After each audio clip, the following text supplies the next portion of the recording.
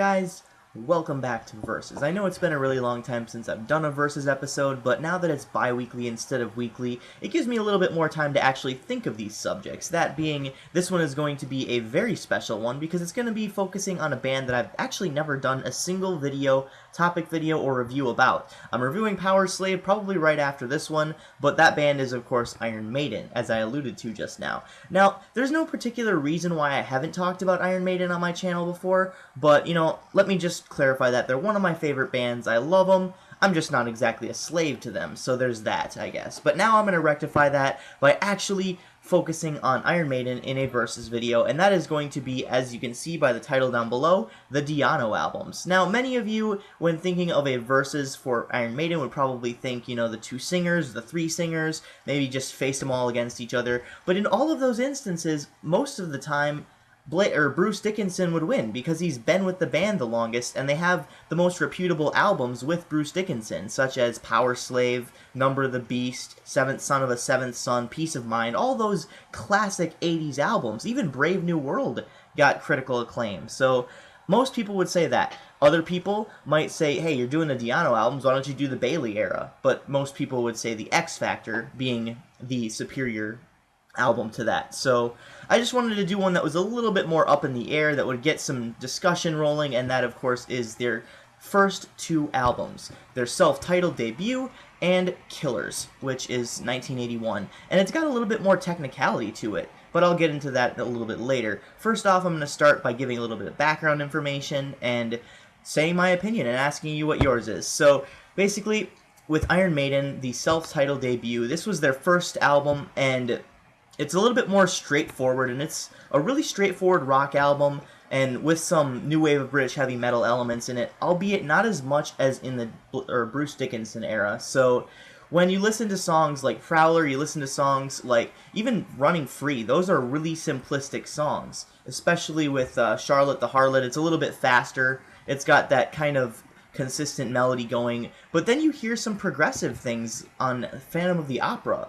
That's probably the only progressive song on this album, but that being said, I really do like the debut. It's one of my favorites now that I've actually taken the time to actually listen to it over and over and over again. I really like it, and it took me a really long time to get into Paul Di'Anno's stuff because I was so used to hearing Bruce sing all this, as I have my first album was Live After Death, with Bruce singing all of the Paul Di'Anno stuff. So going through this album and hearing a different kind of just really gritty and gruff voice that could still hit the high notes significantly well was a little bit weird to get used to, but after a while, after I adjusted to the transition, it is a very good, straightforward hard rock album / metal, so whatever you want to call it. I don't really want to get strung up on the details of the genres. So next, of course, is Killers, and that one's a little bit different. This one's a little bit different. It came a year later, and this was the last release featuring Paul Di'Anno on lead vocals before, of course, the next year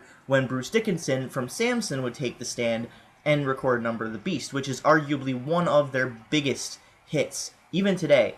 Critically acclaimed, everything about it is practically flawless. Now, that's not what this is about, though. This is about Killers. Killers, the production isn't as fine-tuned and as clear as their debut, but I do like the technicality that it brings into it. It's a little bit faster. The actual musicianship is more or less in your face. The drum work, the guitar work, and everything is really fine-tuned and really crisp and audible and appealing to the ear. I really love the song structures present on this.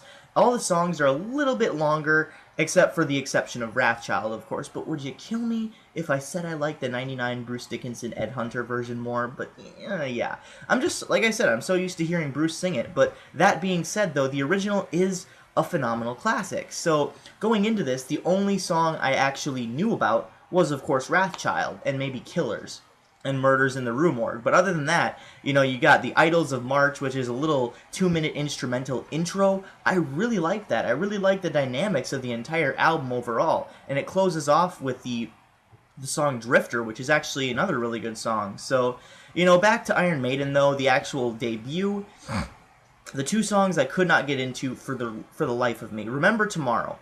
I know this is it has really great vocal take, and it really shows Paul Di'Anno's versatility as a vocalist, but it seemed really repetitive, and it was really kind of downbeat, down-tuned, and didn't really catch my interest all that much, albeit the singing was very good, the lyricism found on this track was very good as well, and the other song was Stranger World. This one was just kind of a weird one. I couldn't really get into it. It was another softer one, soft-spoken, and a little bit slower, but it was really repetitive, much like Remember Tomorrow, in my opinion, personally. So those two I couldn't really get into. But on Killers, the only really, weird song that I really couldn't get into, it was actually a good melody and a good instrumental, but that was Genghis Khan. I really liked the musicianship again on that song, but it ran a little bit too long. That's really my only complaint with it. Other than that, it is actually very well put together and well structured. So, overall, Killers brought a fresh, new, technical look to Iron Maiden's discography, while of course Iron Maiden was a straightforward hard rock album, / metal, / new wave of British heavy metal, whatever you want to call it, don't kill me for the genres.